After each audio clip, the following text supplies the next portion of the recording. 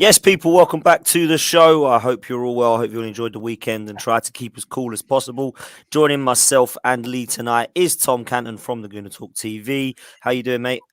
Yeah, good. It's always nice when Arsenal win early in the weekend. You can enjoy the rest of the football. Don't have to worry about what's coming. But yeah, 6 points from 6. Can't complain.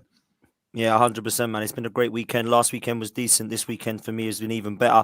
Absolutely loved getting back to the Emirates yesterday. The atmosphere was buzzing. The crowd was superb.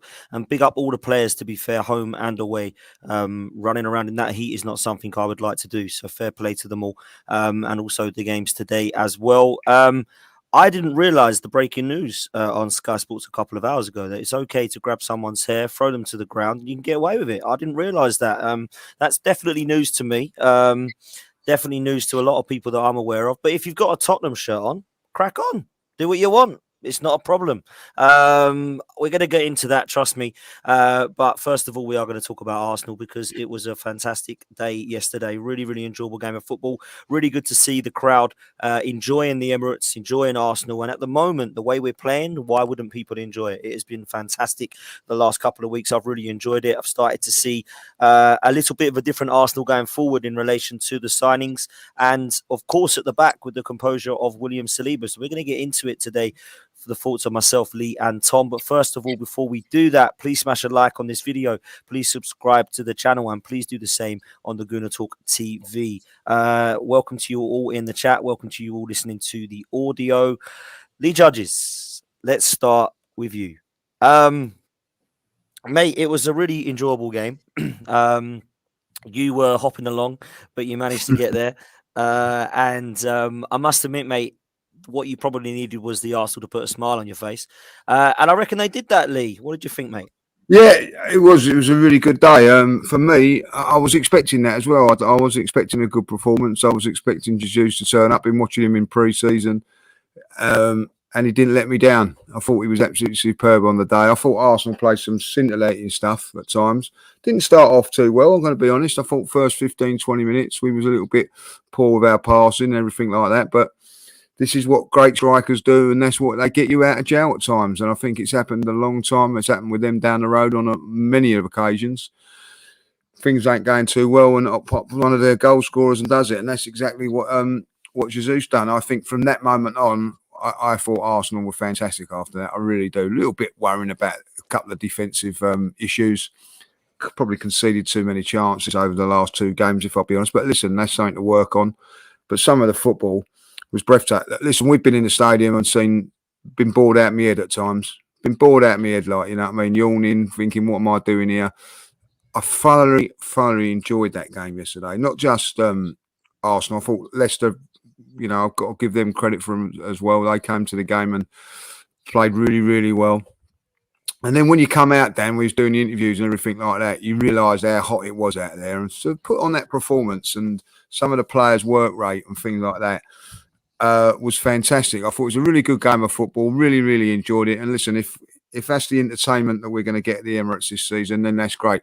I think at times over in the Mikel Arteta sort of tenure, it's been some poor results with some poor performances, dull performances. But listen, if this is what's to come, you know, I mean, we might not win every game, but I'll tell you what, we're going to enjoy ourselves. It was a really enjoyable afternoon, and I've got to say that credit to the players, credit to everybody at the club for getting the fans together and all that, like, you know, and the atmosphere yesterday, like, you know, I have to say that the Ashburton boys in the clock end were absolutely fantastic from minute one.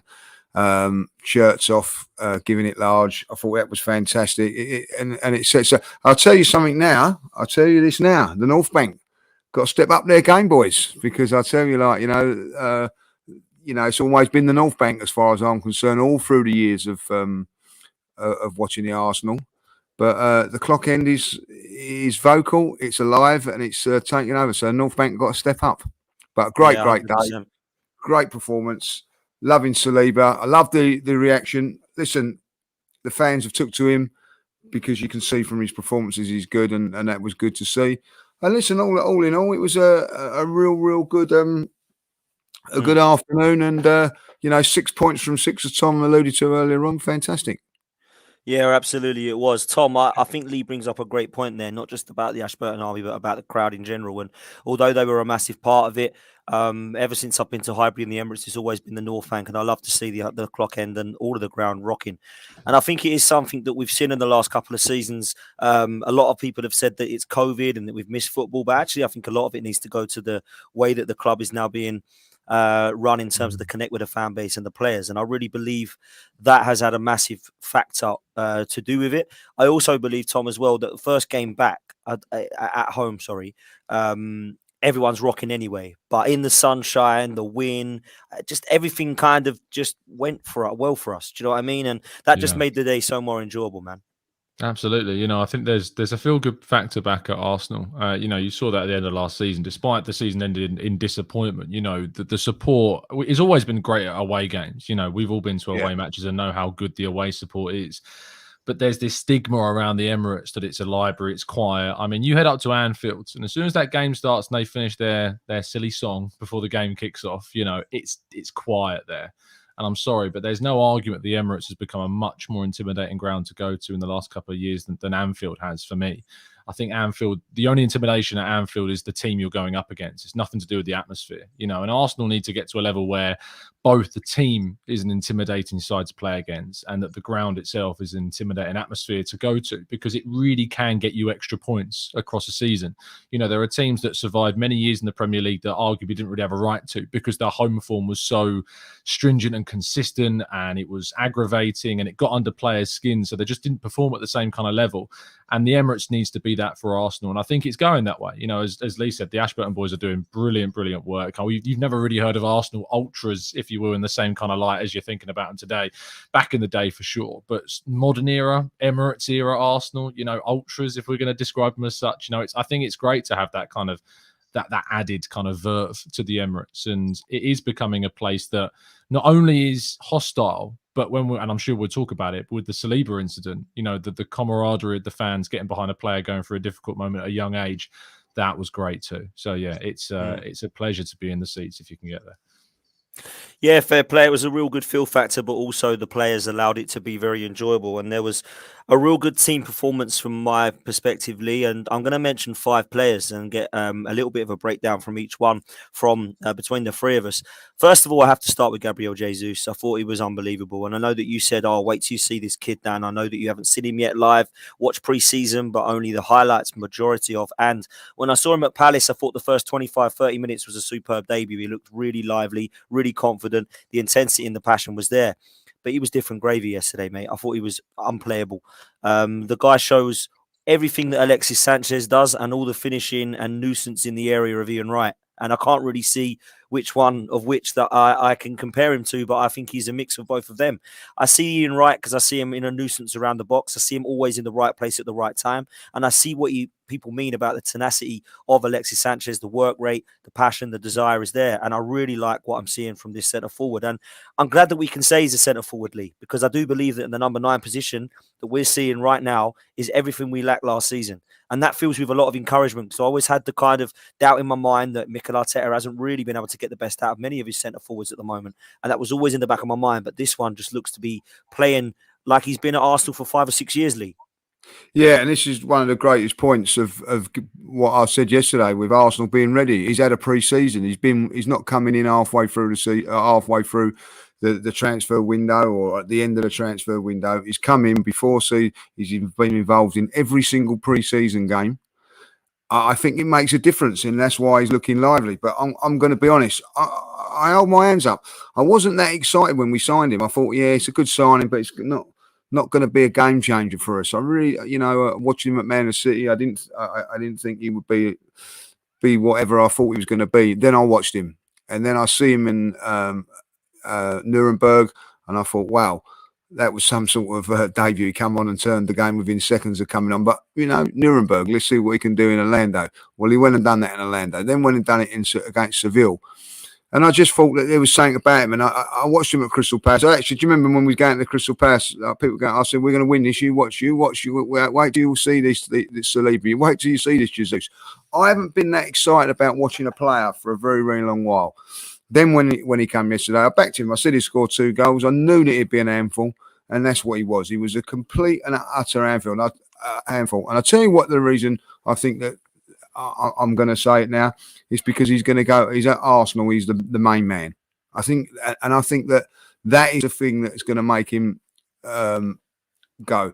At Manchester City, he wasn't the main man, but he's coming to Arsenal, bigger club than Manchester City, becoming the bigger man, being the main man. 60,000 there yesterday, and he had every single Arsenal fan purring yesterday. Like, he's got them all on his side, and it was a fantastic thing to see. His work rate, his energy.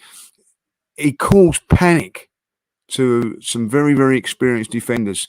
Fofana was all over the place with Martinelli, but I do think that because Jesus is there, Martinelli's game's going to go up. Listen, last season, all we had to do was worry about, let's put 3 players on Xhaka and we ain't got to worry. Well, if they can put 3 players on Xhaka now, and if they want to leave Martinelli to roam free, or they can't afford to do it now. All 3 of them are a handful, and it starts and stems from getting him signed and him starting. He has been a revelation in these last few games. If he stays fit, Arsenal are in for a very, very good season. I watched the game today, Chelsea Spurs. I thought Chelsea were outstanding. If they had Jesus in their side, I tell you what, they would be a frightening side.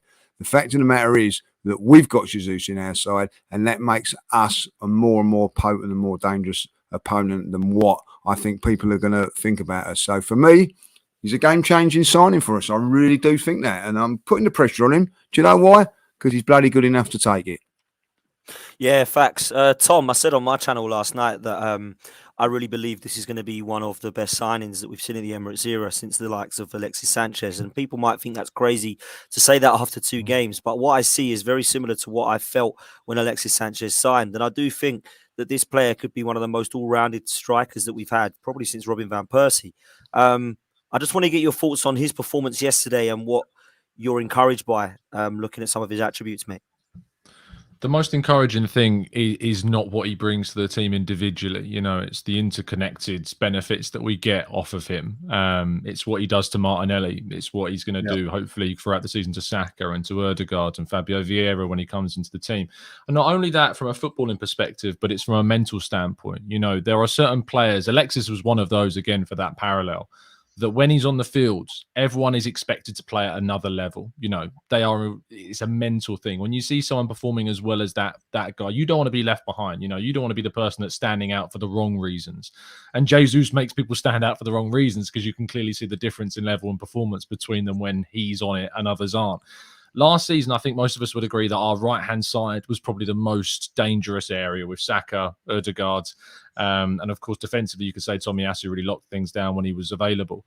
But the left-hand side, was a little bit off because Tierney wasn't there for a lot of the season. Tavares came in. There was questions about him. Granit Xhaka was on the left, wasn't necessarily giving us the same level as what I think we saw from him. And he might be a player you come on to in a second too. And Gabriel Martinelli on the left, who was interchanging between Smith Rowe. But the right-hand side was really key. That was really strong. And there wasn't many questions about that. But yesterday, the right-hand side needs to step up its game, and it's going to need to step up its game throughout the rest of the season. Odegaard and Xhaka are going to need to step up a significant level to match what Jesus has added to the left with Martinelli. And I think our boy Harry Symeou, of course, raised this point when we did the prediction show on Sophie's channel on the Highbury squad. And he said that that Jesus being in there means that teams can no longer just chuck 2 players on Xhaka, and that's how you lock down Arsenal. Because now Arsenal have got a front 3 that are all great, all really strong, and you have to try and contain all of them. And it's just not going to be feasible. And then you add to that the likes of Odegaard, you add to that Xhaka's movement as well, like we saw yesterday, and hopefully that'll become potentially a Tielemans or maybe a Fabio Vieira in the near future. And all of a sudden, Jesus has just transformed how effective our forward line is. I think a lot of us said if he scores 15 Premier League goals, we'll be happy. I think we should be looking for 20 plus from this guy and absolutely looking to get 20 plus Premier League goals. I mean, he scored 2 in 2. There's no reason why you can't get 20 plus Premier League goals, and I'd back him to do it. Yeah, it's looking really lively, mate. It's looking really positive at the moment. And Lee, you brought it up yourself. Martinelli, someone you've tipped to do really well this season and be one of our top scorers, Mm. looked absolutely unplayable at times yesterday, mate. I was Oh, really, really impressed. I thought what we saw from him was stunning.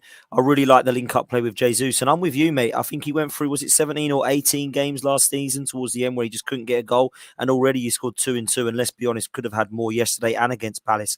I've been really impressed with what I've seen from him. And I think that Gabriel Jesus has brought the best out of him. And that front three at the moment, and I will bring Odegaard into it as well, front four, looks really, really good at the moment, Lee.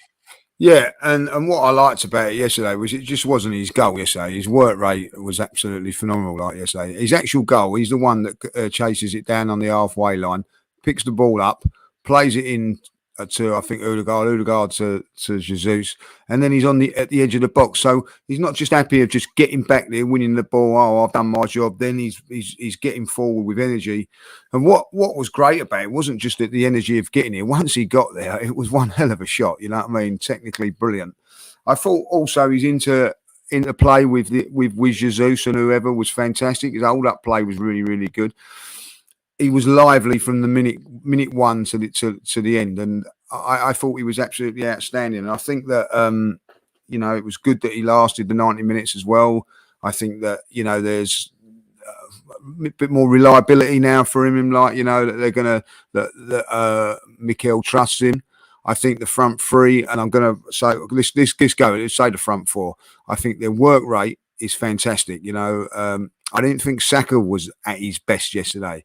But you couldn't fault his work rate. He was like, still going past players. I still thought he'd done okay. I actually watched the game, all over again on Sky at 8:30. And it's much better to watch it knowing you've won and you can relax and just look at a few things as well. But he actually played better than what I thought he did. I didn't think he was as much of a threat. But when you look at, he went round players every time he goes past someone, they're trying to pull him down and everything like that. Kept the ball really, really well. Had a good shot, which Jesus probably could have got his hat-trick from off the rebound. They're very, very. The work rate, the interchanging plays, and everything was very, very good. Martinelli is. I think I'm looking at him. And when people go on about Pepe, that's what you want from someone like Pepe. That work rate, you don't get that. You know what I mean?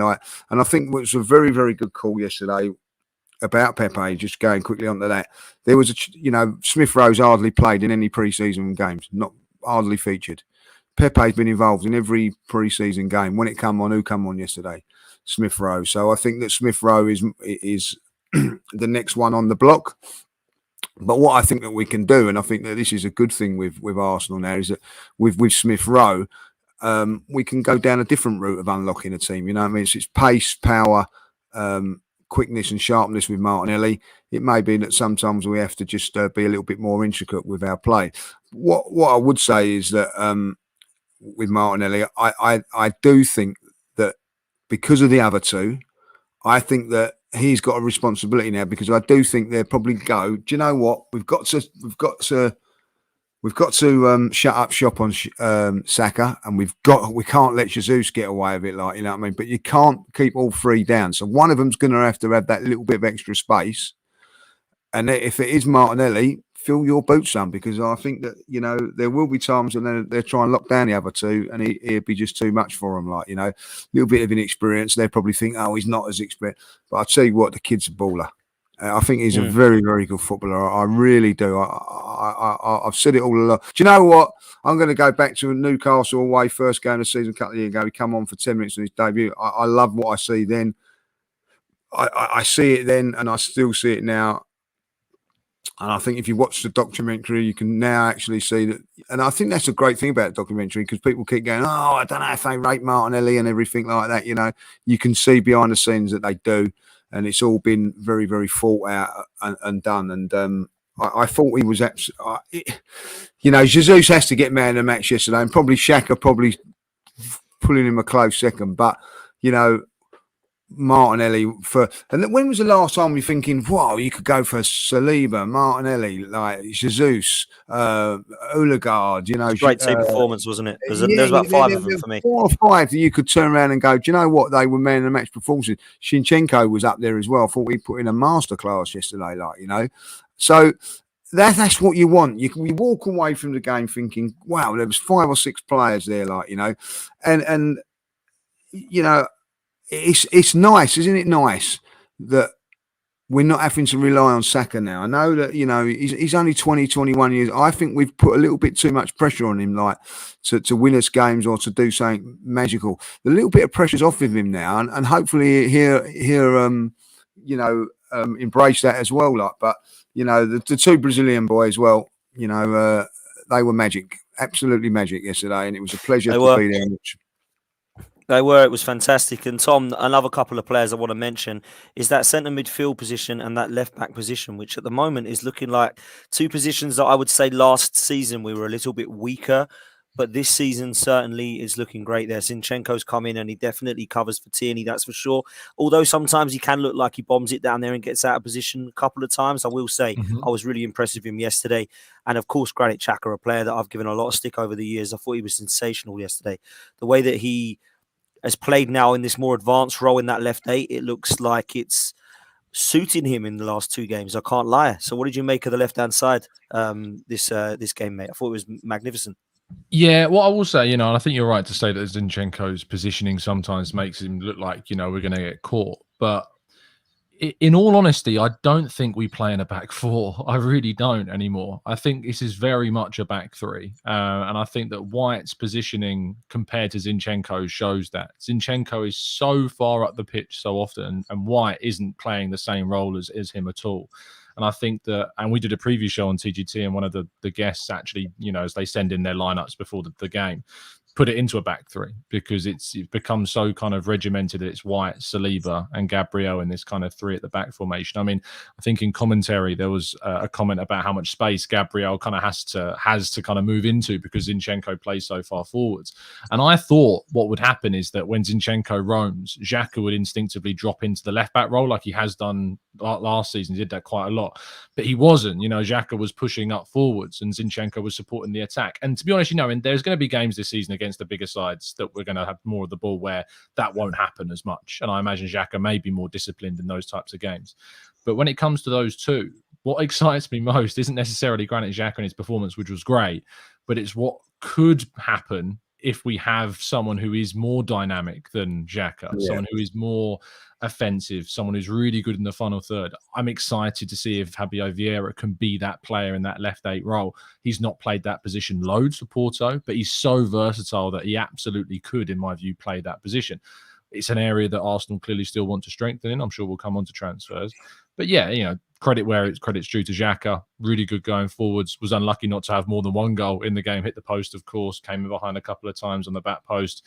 He knows that role, what Arteta wants from it, and it's really helping us be dominant. And not only in terms of our attack, but if say the opposition turn over possession in their own final third, in their own defensive third, we were really good at winning the ball high up the pitch because the press was so far up the pitch that really makes us dangerous. And Xhaka not being at left back and instead pushing forward as an advanced 8 helps us kind of squeeze back possession. So yeah, Zinchenko, I thought it was a world-class performance for me from him. And I think that was the kind of Manchester City kind of level that we needed to come into that role, and we got it. Yeah, you're right. And Lee, I want to come on to Granit Xhaka because it's a player you've given a lot of credit towards, and it's someone that I do give a lot of stick to over the years. And I get frustrated when I see similar mistakes. What we did in the first couple of minutes was a mistake from Xhaka, and luckily nothing come of it. And Fofana missed it, and I thought, here we go. And from that point, I thought he was magnificent. I have to say it. And I'm a big fan of Thomas Partey, but I think he overshone him yesterday. I really do, Granit Xhaka. I thought he was exceptional.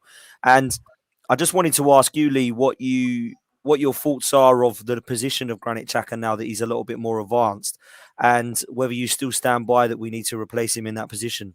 Oh, look, listen, I think he gets a real raw deal. I do. I think that if he'd have put the performance in Thomas Partey done yesterday, we'd be saying, right, come on, let's get another midfield player and all that. Because his passing was as poor as I've ever seen. But listen, everybody's going to have bad games. I didn't think Thomas Partey had one of his better games yesterday, but Granit Xhaka did. But I think that at the end of it, Tom's right what he's saying there. There were signs. If he had a little bit extra pace, we could have got him for one of the goals from, as it happens, a fantastic ball from Thomas Partey. There's a couple of times he can get on the end of things. The one thing that he lacks is a little bit of pace and a little bit of mobility, but he's got a good left foot. He's very, very good on the ball. He's strong on the ball. He's got a pass in him. He can put a pass in, and also what I do like about him, you ain't going to take liberties with Granit Xhaka. Now, I don't know if you can take liberties with Vieira. Doesn't, well, looks a little bit slight and everything like that. So you need someone in there that's going to be a little bit nasty and whatever like. And he has got that to his game, so I like that. But what I see yesterday was a different position, different sort of thing. He was bursting into the box, and what he was doing was opening space up for others. I'm going to say this now: his work rate is, I think, goes under the radar. We all go on about Odegaard's work rate and Jesus, and I go on with that Martinelli. I've even gone on about them there in that heat yesterday. He's a big lad, up and down. He didn't stop running the whole 90 minutes in that heat, and he was there to the end. So he is a machine. I'll give him that. He is a machine. I think though, if Arsenal are going to go on and do things there, we need to have someone as good as him, or if not better, in that role. So if for instance one of them's out, like Granit Xhaka's next up or whatever, I do think that we do need to still improve in that area. I really do. Someone with a little bit more dynamism in the final third, but listen, if I was him, I'd be a little bit disappointed. I've had a really, really good game, and people are going, Shinchenko can play in there. Oh, we need an upgrade on this, on that. I would be a little bit upset. He scored a goal. We couldn't do no more than what he done yesterday, and I think that he should have been. He should be impressed with that performance. I was, and I felt that he's done really, really well. I think he's underestimated, and I get why people don't like him for all the reasons that we've always mentioned and all that lot. But when he plays well, I think that he deserves to have a little bit more credit than what he gets. Yeah, and I think that's fair when he does have a good game. The only difference I'll say, Lee, is when you say, if that was Thomas Partey, you can't compare it like that. And you know why? Because Thomas Partey hasn't done this for 6 years. I get that. No, I totally get that. But Thomas Partey's passing yesterday was shocking at times. It was. I agree with you. What I'm saying is, I'm trying to make the argument as to why I get that. Won't do that. Do you know what I mean? 100% get that. Yeah. No, fair play. I want to mention, Tom, listen, us going forward, I thought we could have got 7 or 8 yesterday. I really did. I thought, Jesus definitely deserved at least a hat-trick. Thought Martinelli could have got a couple. And there was other opportunities for us as well. But people would question us defensively yesterday, and some people have. I want to start, if I can, with the positives, because I thought William Saliba, although the own goal was a bit disappointing, you could see it really was disappointing in his face for that. I thought the crowd were unbelievable, by the way they dealt with that, the way they bigged him up and got him through it. But I will say that his performance was so positive for me. He's so composed, his distribution, the way that he has his stature as a 6'4" centre-half. People are already likening him to players such as Van Dijk and company, and a young Rio Ferdinand I'm hearing from Gary Neville. I know we've only seen him for a few weeks. This kid looks so good, Tom. And I look at what he could do potentially in terms of his ceiling at 21 years old. I'm really excited, mate. And I want you to tell me whether I should calm down or whether it's justified, mate. Dan, I'm never going to tell you to stop being positive, my friend. Always keep that positivity going, fella. I'm loving it.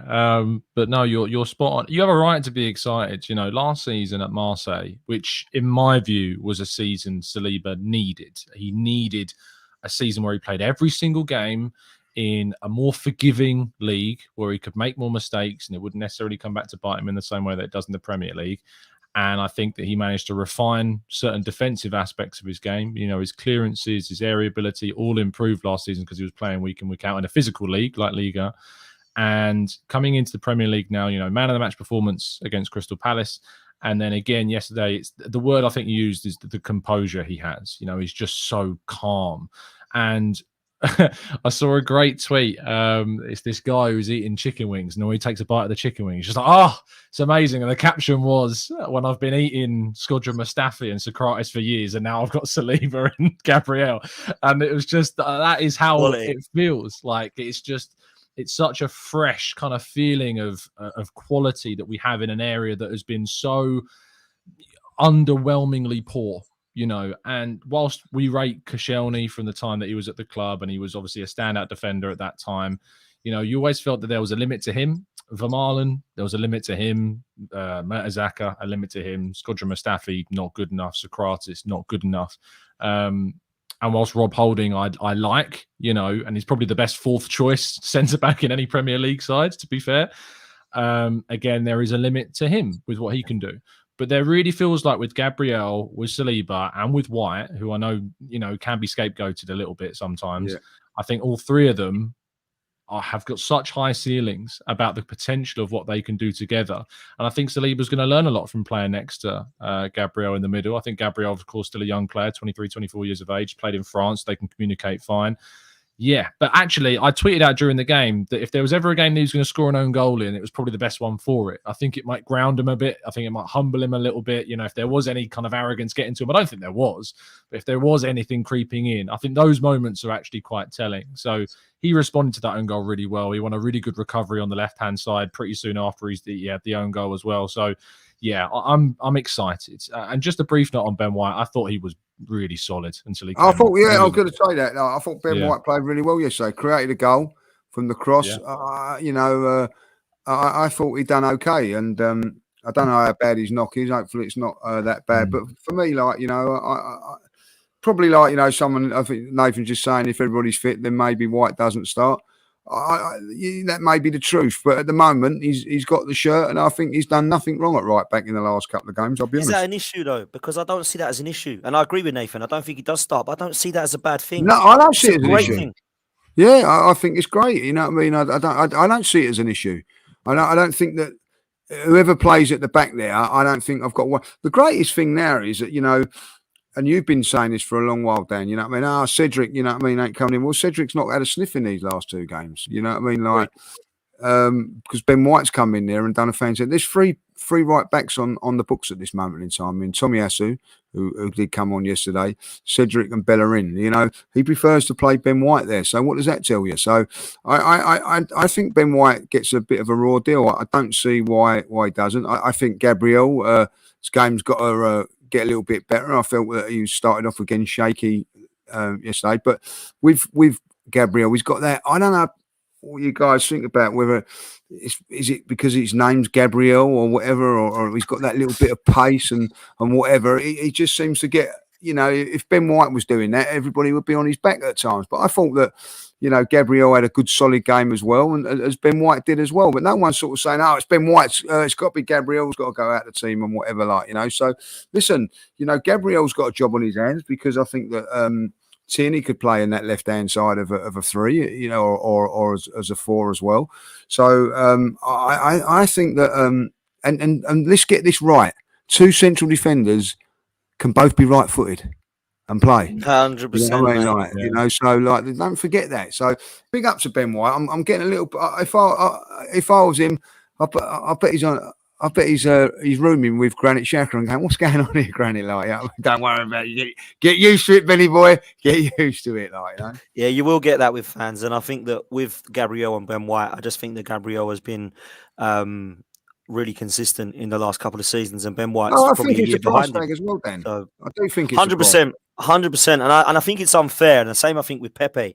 Pepe's not 72 million. I don't think Ben White's 50 million either. And I think we can't look at that and think, wow, that is really there's no way he's a 50 million pound defender. There's no way Pepe's a 72 million pound. No, they're probably not, to be fair. They're probably not. But let's not have the go at him because we decided to pay that money. Do you know what I mean? So I'm with you there, Lee. I'm with you. Tom, let's come to you, man, because I'm worried about something. And the thing I'm worried about is our goalkeeper. I don't quite know what I saw yesterday at times, but it was rash to say the least. Against Palace, he was coming a little bit cocky, and I remember Lee, you losing your head next to me, saying, "What is he doing? Let's calm it down. What's he doing?" Starting to see a little bit of Wojciech Szczesny signs, Tom. He needs to calm it down, in my opinion, and keep his head. What's your thoughts, bro? Yeah, look, he got the lowest rating of any player for me yesterday. I think in the first 20 minutes, up until the Vardy situation, I think he was fine. He made a couple of good saves, especially from the Fofana chance, really calm, good, strong, as we've come to expect from him at times. But yeah, there's a few things just creeping into his game that need to be addressed. And it's ironically, one of Bernd Leno's best attributes was his shot stopping, and I think he's probably a better shot stopper than Ramsdale. I don't think that I'm saying anything blasphemous by putting that out there. I think Leno is probably a better shot stopper than Ramsdale. But the difference was, of course, that Ramsdale's distribution was what leveled him above Leno in Arteta's system and team, and definitely we've benefited from that. But I think maybe he came into the club, and I was chatting to Soph earlier on, and she said kind of he came into the club with a bit of a chip on his shoulder about all the abuse he'd got, before the signing, and that gave him this real motivation. He's a young guy and clearly a very forward-thinking and quite out there character. And I think there's a concern maybe that this position that he's got very quickly, we've got to be careful of tempering it. He can't get too ahead of himself, and he needs to remember kind of where he's at. I told you, Dan, I was sat down in a room with him, only a couple of weeks ago, and he brought up kind of the England situation as well, about there's a lot of goalkeepers that are going for that England spot, and he was talking a lot about England, and he seems pretty humble about it, and he knows his place in the England squad. But he didn't come across to me like a humble keeper yesterday. He come across to me like a bit overconfident, and especially with that Vardy moment. It wasn't a foul, and it wasn't a penalty at all. But he didn't need to create that scenario for us. That's the thing, is that was an avoidable question mark. And were it not for, I can't believe I'm going to say this, but Mike Dean turning things over in VAR, we could have been in real trouble at 2-1 in the first half, and Leicester would have gotten back in the game rather quickly. And then the Maddison goal, should you really be conceding from that kind of angle? Probably not. Could Gabriel have done more to block the shot? Potentially. But yeah, look, there's not much excuse you can give other than saying maybe if that ball goes an inch or two left or right, he probably gets a foot or an arm to it, but it goes in the perfect place. Potentially, that's the only defense you can give it. But it's not something I'm going to lose my head about, but I'd say you're right in saying it's something we just need to keep an eye on for the next few weeks and see if it kind of peters out or if this is going to become a regular concern. Yeah, Lee, I want to touch on Ramsdale with you because he's a young kid still, and he's obviously coming into a big side. And I do believe that he does look a little rash. I do think he's sometimes a little 100 mile per hour. I love his intensity. I think he's by far the best player in the All or Nothing documentary so far for me. That's kind of the way that he's come across. And I do love a lot about him. But I won't love a lot about him if he starts to make mistakes and it costs us. Now, luckily, he hasn't actually, if I'm honest with you, over the last season and the last few games here, cost us massive points, Aaron Ramsdale. I think he's actually saved points more than he has lost, and I hope that continues. But I do think he needs to kind of keep his head. And what I don't want to do is to go down a repeat of, Leno is absolutely brilliant because we had Czech before and it was like completely different breath of fresh air. Then we realised there was better out there with Martinez. Then we've realised that actually Ramsdale's better than both of them, I would suggest. Now we've realised that, yeah, it could be a Wojciech Szczesny moment. So I just want to get your kind of opinion on Ramsdale over the last couple of games, and to be fair, the last couple of months, because at the back end of last season, he was a little bit rash at times as well. And I don't want to see that because I really love this goalkeeper and I really love the guy and the player. Yeah, listen, first and foremost, I love him, but he set a standard. He set a bar, and he set it very, very high. Fine lines for goalkeeping between success and fair. Look at their goalkeeper yesterday, Ward. Kept him in the game in the first half with save after save, one mistake, and it's done.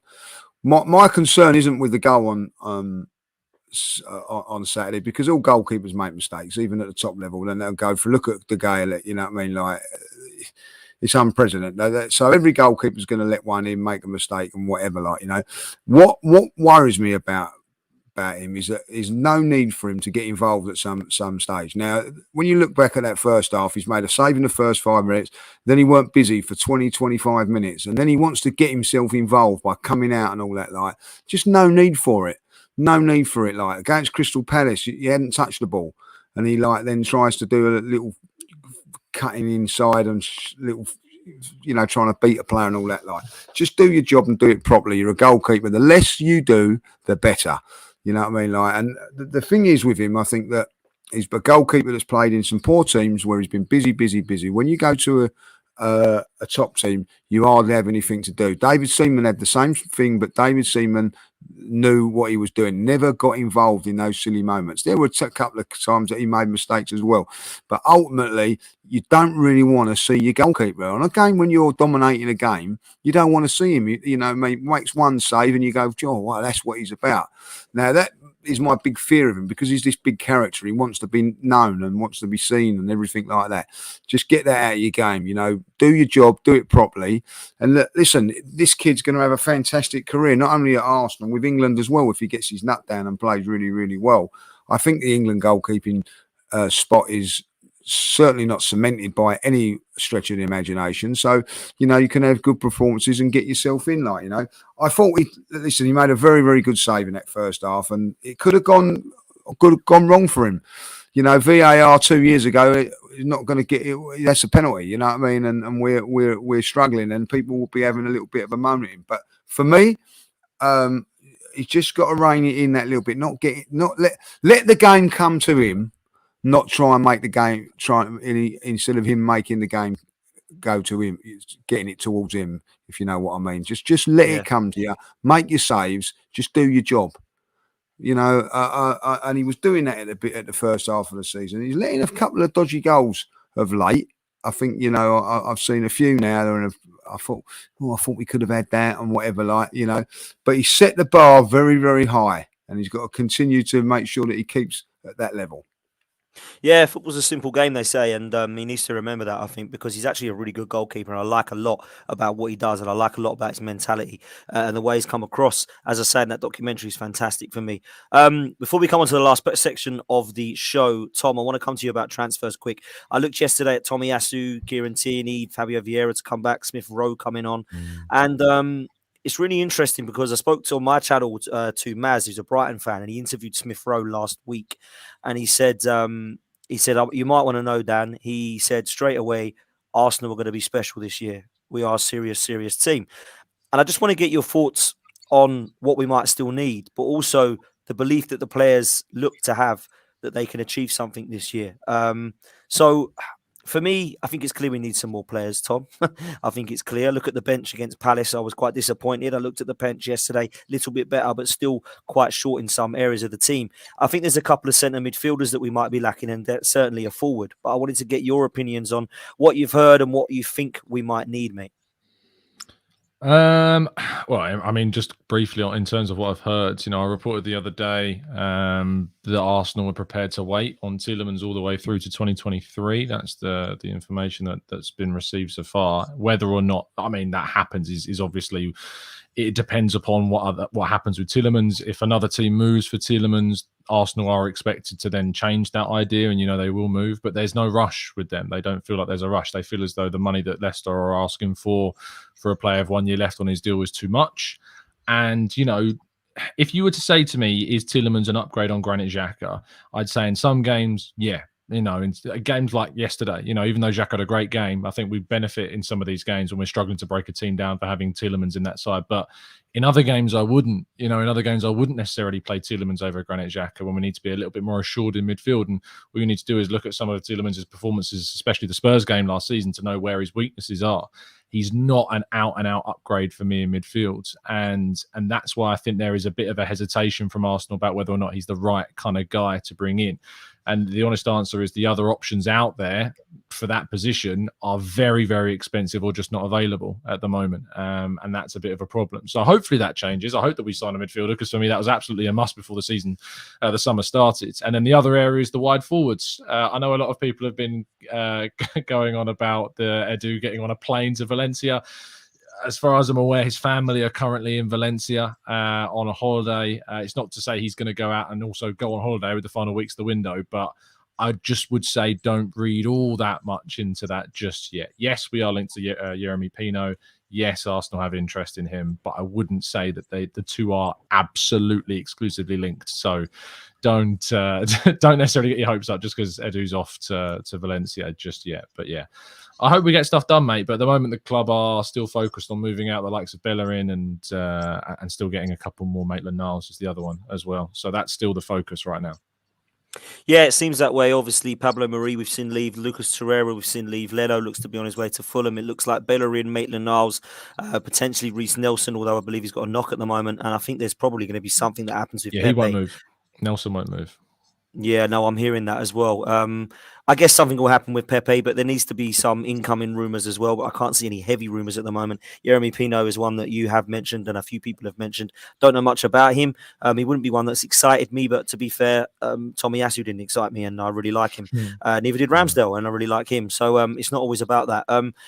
Lee, let's move on. I want to talk today about today's results and a little bit about yesterday. Let's talk about Manchester United, mate, because I am loving what I'm seeing at the moment. This is hilarious. There's a poll in the chat at the moment. Please make sure you get involved about where you think Manchester United may finish this season. There's a lot of discussion about them being in the mud. Yes, they certainly are in the mud. And I look at them, Lee, going into the Liverpool game, thinking they could be 3 games with a loss. And we know what that feels like last season. Manchester United don't look too far wrong from where we were not too long ago. And it looks a complete mess. Now, I was with Gary Neville yesterday. I saw the heated debate between Gary Neville and Jamie Redknapp. And I was more with Gary Neville. And I know that he loses his head sometimes when it comes to Manchester United, but I actually thought he was talking facts. You can't keep saying it's the manager and the players, because the manager is a different manager to Ollie, who was his problem. Ollie was different to Ralph Rangnick. Rangnick was different to Louis van Gaal. Louis van Gaal was different to Jose Mourinho. When I look at what this manager is coming in to do, I feel a bit sorry for him, because I don't think the board have done anything at all to back this guy with 5 or 6 players that they clearly need. Maybe even some people are saying they need 8, 9 or 10 players. I don't think we can look at that and think, wow, Ten Hag is the reason that Manchester United can't win for Toffee. I think it's more to it than that. And I look at the ownership and I'd be questioning them.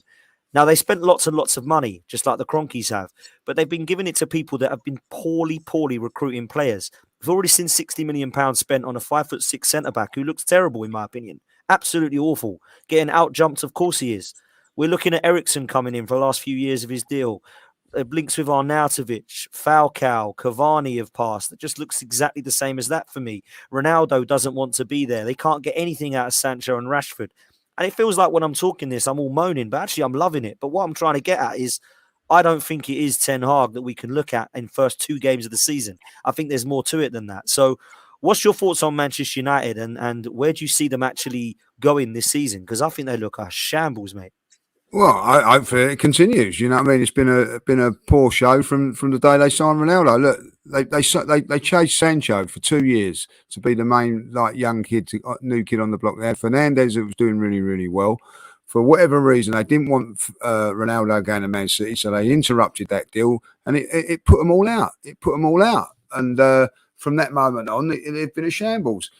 I do blame their manager. You know what I mean? He's come in since April, and if he thinks that their midfield's good enough, well, then fair enough. I'm going to say this now. You know what I mean? If Arteta is in the same sort of boat as that, if he thinks our midfield's good enough to see us through to the end of the end of this campaign, then on his head be it. You know what I mean? Like, he's had plenty of time to sort that out. He's had plenty. At the end of the day, the priorities for Man United were not central defence, right?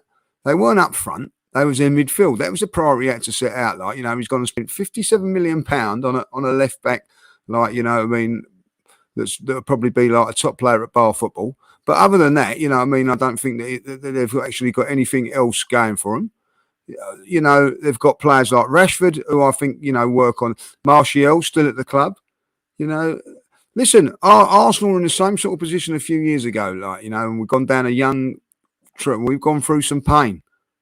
Trust me, Arsenal fans, we have gone through some pain. And it weren't nice, was it? And every time we had that little bit of pain, I had them laughing at us like, you know, get back into 8th, get back into 8th and all that. Like, long may it continue. I hope he gets sacked or walks in the next few weeks and they get somebody else in, and it continues and continues and continues. You know what I mean? I ain't got no worry other than them losing games. I'll tell you what, when you know, we're 2-0 down, and as poor as Arsenal have been, and yes, we've been 8th and we finished 8th and all that, like 4-0, we've never been humbled like that against Brentford. We was poor against Brentford and lost 2-0 with half a team. Like, you know what I mean? They're a shambles, you know what I mean? Like, and at the end of it, good luck to him. I do blame the manager a little bit. Like, what's he doing playing? You know, Ericsson's a player that plays off the striker, creative midfield player, playing him as a holding midfield player, playing out the back line. You know, so bring on the pain. As, yeah, I do feel a bit like that as well. What do you predict? Pain. I love it. I love it. I love it. Yeah, I must admit, Tom, I'll come to you because I hope it continues as well. I think it's hilarious. Mm. But I know you're not a massive fan of the manager, and yesterday was a little bit bizarre for me. Ericsson, I don't know where he was supposed to be playing, but I saw him playing in holding midfield at one stage. The substitution, bringing off McTominay for Fred, was just hilarious. If I'm honest with you, or was it the other way around? I can't remember, but that was shocking. McTominay came on, I think. Yeah, There we go, after. McTominay for Fred. And I look at the situation with this Martinez guy, and it looks to me as if you want something that you don't want at the back, it's a centre half that is very short and can't leap. So there's a lot that I look at the manager for 100%. I think what my point is from the off is that I think it's more than just that. We know these players aren't good enough. They're the same players that have gone out there apart from Martinez and Ericsson, and people are wondering why it's not working. I think we all could have known that. Last season it didn't work, and these are the same team. So where do you see them going, mate, in all seriousness? Down and down and down and down the table. So they can't really go further down the table. Are they bottom right now? I'm pretty sure they are. They're near the bottom if they're not bottom. Look, I like you. I'm enjoying every second of it. But it's not I don't like Ten Hag. I think Ten Hag is, and as she showed at Ajax, is a very capable coach. When he's got a cohesive squad that are all aligned to his ideas, he can achieve some really big things. Getting that Ajax side to a Champions League semi-final was an amazing achievement. They should have been in the final if it weren't for a silly moment, a lapse of judgment at the back to allow Lucas Moura through. They should have been in that Champions League final. Could have even beat Liverpool on their day. Who knows? I think they would have given them a better game than Spurs did in the final, to be fair. But yeah, look, I just don't think he's changed anything. My criticism of him is that nothing's changed at United. Now, some people might say that how anyone could expect to see any differences in the space since coming in, June time when he came in and was confirmed. What are we going to see differently? Probably not a lot. But he has had all of pre-season. If you want to make some comparison to Arteta, Arteta came into Arsenal in December during the season where I've never seen a more fractured dressing room than when Arteta came in. And he reunited that and won an FA Cup that season. He made a lot of mistakes the following season. We finished 8th. We can't escape that. But Ten Hag's done nothing, And we talk about the team's not good enough. I look at those players and I look at the players that are available to him. And I think there's some damn good quality players in that team. Some genuinely quality players in that team. Why he's starting Luke Shaw over this new boy Malacia, I don't get. Every time Malacia comes on, he looks 10 times better than Shaw. Why, as Lee said, he's played Ericsson deep in the midfield up against a side like Brentford, who at home are very good, in attack and will threaten, as we Arsenal fans know all too well. It was naive. I think he's made some really naive decisions at Man United. And now still the question marks over United is the ownership. Man United fans celebrated like they'd won the league when Ed Woodward left that club. And yet, I'm not really seeing a difference after he's gone, to be fair. I'm not seeing a difference in the style of transfers they're doing. Martinez coming in is purely because of the manager they have and he's linked to him. Adrian Rabiot, I mean, if you talk about pouring fuel on a fire, that's all that's going to do. Marco Arnautovic has done well at Bologna, but, he's a 33-year-old striker. If Arsenal were looking to bring in a striker, this summer, we've brought in Gabriel Jesus. They're not going to bring him in because they've obviously called their interest. But that prospect of seeing Arnautovic coming to United is laughable. And they're saying they're interested in Cody Gakpo. And I really don't identify the wing area as an area where they need to spend £30 million plus. They need a really darn good midfielder. They got rid of one of the best options they could have had in midfield in Paul Pogba in the summer because they didn't treat him right. Pogba is, for all his failures, and I think his failures, to be honest, are more to do with the environment he was at, because you look at the player that he is for France in the national team, he's on a different level. Give him that kind of freedom and that love and that appreciation as he does get for France, and you get the world-class Paul Pogba. I imagine he'll have a great time at Juventus now. So, look, they've just been a horribly run club. What I will say, just around this off, because I know I'm going on a little bit, is anyone blaming fans, anyone blaming their supporters for going to games or buying the shirts and stuff. Look, from my perspective, I know people feel strongly about this from Arsenal as well, because we've had a tough time with the ownership. But I always say, if you want to support your club, support it how you want to support it. If you want to buy a shirt, buy a shirt. If you want to go to a game, go to a game. You're a supporter. You choose what you want to do. You're not at fault for the problems that your club has. So some of the disrespect to some of the Man United fans that are going to games and getting battered 4-0 and watching their team get battered after they've travelled all the way down, I couldn't really believe some of what I saw yesterday. Yeah, no, I have to agree with that. And I look at the merchandise situation and don't buy beers, don't buy. But I don't really agree with all that because it's all been paid for already. So it's not going to actually change anything at all. If two people don't buy a beer at the ground, it's just mad. But there we go. That's another story. Just to let everybody know that Nuno Tavares is definitely not a left back because they're playing him at left wing. And he scored again tonight, Marseille. So he definitely needs to be a left winger, doesn't he? Well played, Nuno Tavares. I hope it goes well. Same amount of goals as Messi this season. Yeah, madness. There we go. Lee, I want to come to you quickly, but before I do that, I just want to give round up on the Man United stuff. I really do believe that there was a great picture or a meme the other day that I saw of a very highly intoxicated Rod Stewart drawing the balls out of the draw for one of the cup draws years ago, and it said something along the lines of "This is Manchester United's next transfer target being pulled out," and it really reminded me of a team that have not got, or a club that have not got a plan at the moment. Going for Arnautovic, like I say, just sounds madness. It looks to me as if they've got all of their priorities completely wrong.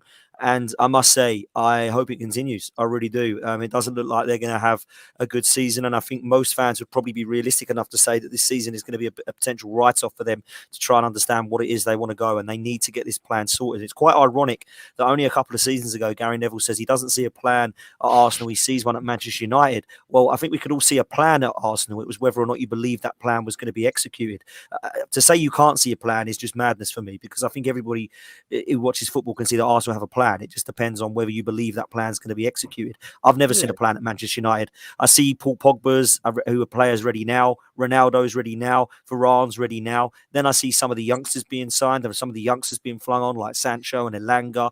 Martial and Rashford are players that I just don't think are ever going to make it at Manchester United. It just seems to be a little bit all over the place for me. But Lee, I want to move on just quickly before we do round up to the Chelsea and Spurs situation today. Yeah. A good game of football, if I'm honest with you, not in terms of the quality, but just in terms of the fight and the desire. And it just proves to me that the Premier League is a great, great league.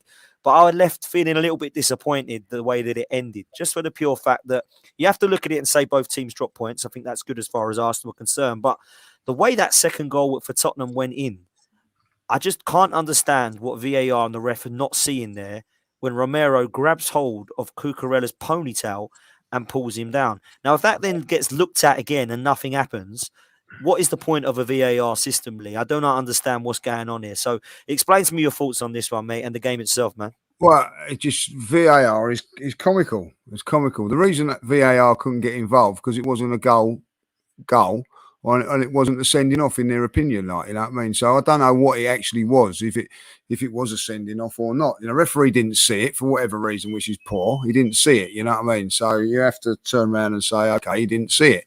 There's a lot going on at the corner. I can forgive that to a certain degree, but you know, he's been pulled down, like, and violently, in my opinion. You know what I mean? Like, it's a red card. Like one of my mum's partner was here today. He's a Spurs fan, and he said it's a sending off. No, I don't think there's any argument on that.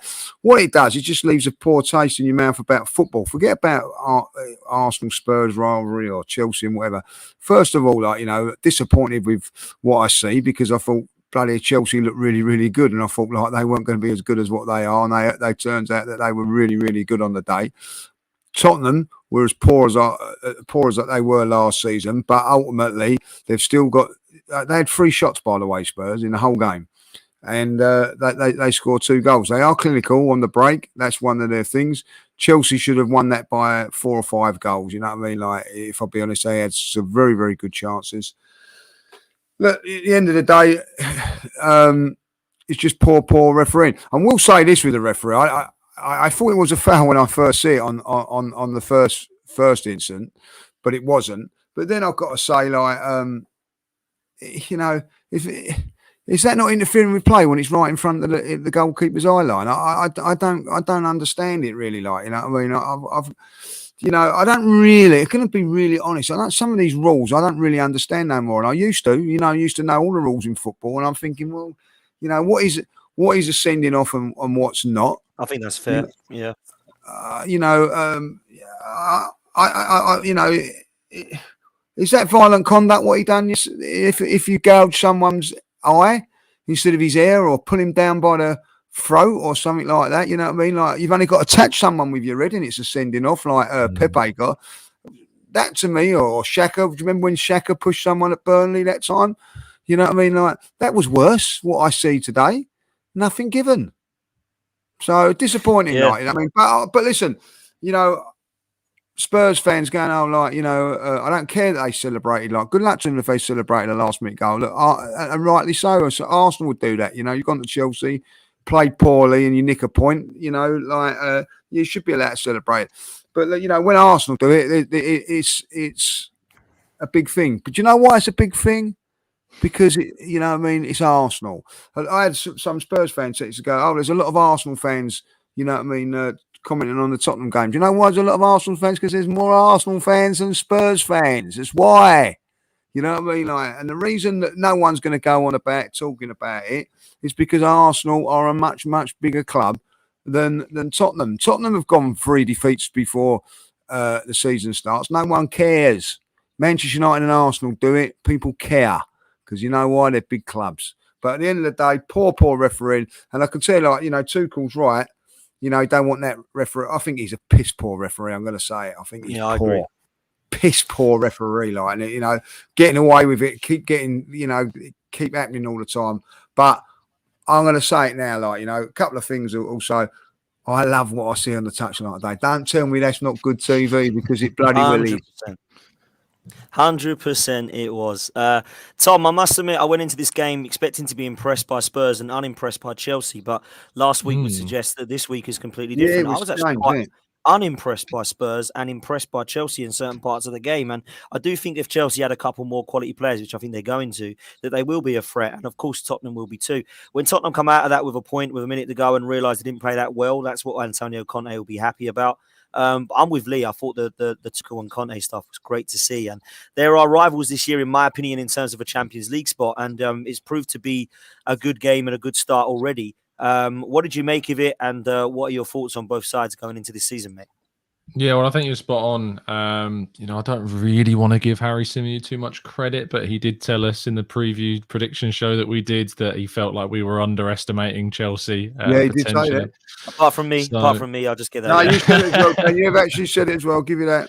Very true, very true. But yeah, potentially we have been, and who knows? Maybe a certain Pierre-Emerick Aubameyang's going to be rocking up there very soon to be their new number 9 as well, to add a little bit more firepower to them this season. See that happening, Tom? Yeah, I can absolutely see that happening. Okay. I mean, if you're Aubameyang and you're looking at Lewandowski in front of you at Barca and thinking, well, there's an open spot in the number 9 role at Chelsea, you know, he was going to pay you the same. You know, I think he would absolutely jump at the chance to go there and potentially, you know, get his own back on Mickey. So, you know, it'll be intriguing if that deal does happen. But yeah, I can. Interesting. While we were live, apparently Chelsea bid £43 million for Anthony Gordon. Which is a bit of a strange one. Again, they've got a lot of attacking midfielders. Don't know why they need to do that. I mean, Todd Bowley has pretty much gone into this window and gone, I just need to sign players. I need to show people I'm serious. So, which I don't mind. If he wants to scattergun the transfer window, that's fine without too much strategy. Go and do it. You know, that's absolutely fine by me. But yeah, in regards to the game, VAR is just a disgrace at this point. The officiating in England is a disgrace. More accountability always needs to be brought in. There needs to be a point system, in my opinion, where referees can be relegated down to the Championship and vice versa. You know, there's an absolute lack of diversity amongst referees, which I think would absolutely improve quality of officiating across the board if there was more encouragement in that area as well. And I think that, I mean, I don't know, who was it? Johnny English refereeing our game yesterday? Who was it? Was it Darren England? I think his name was. Darren England, yeah. Goodness me, that was some poor officiating from him as well in the Arsenal game. Terrible, really, really poor, lightweight, awful decision making. But yeah, Anthony Taylor, I think I saw someone in the chat box say he's one of the few good ones in the league. I know that Lee doesn't like him at all. Well, how many of them are going to the World Cup? Apparently none. 2? That says it all. No, I think it's 2. Oh, it's 2, is it? Oh, well, there we go. I think it'll be Andy Taylor is one of them that's going. So he's joking. Yeah. Taylor and Oliver, I think, will be the 2 that end up going. Just quickly, you know, that was a penalty on Jesus yesterday, by the way. Yeah, absolutely. Unbelievable. 100%. Definite penalty. And it's just I didn't hear that one.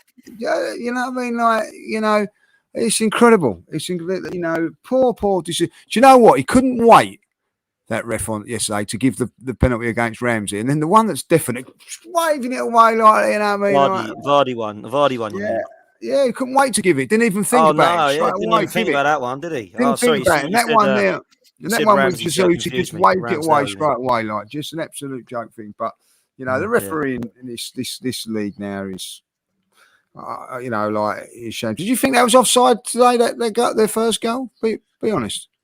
Which one was that? The When Rick Charlison's in front of the goalkeeper.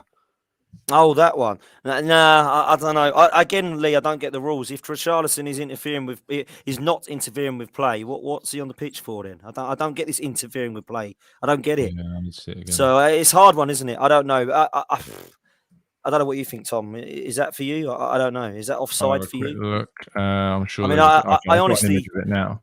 I mean, he's directly in line with the goalkeeper. I mean, and there's no way that what is it? Mendy's going to have a clear view of the strike with Richarlison there. So arguably, then by facts, he's therefore must be interfering with play because he's blocking. He's having to peer around to see him. But wasn't there? Didn't we have a goal last season where someone was Was it the Man United game for Xhaka's goal from long range? I think De Gea was peering around one of our players that was in an so offside true. position. Yeah, I just don't understand the rules, Tom. I don't Yeah. understand it.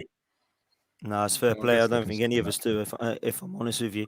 Guys, this has come to an end. We've absolutely, it's gone so quick. It's unbelievable. A lot to talk about and a lot that we got in. First of all, my thanks to everybody watching live.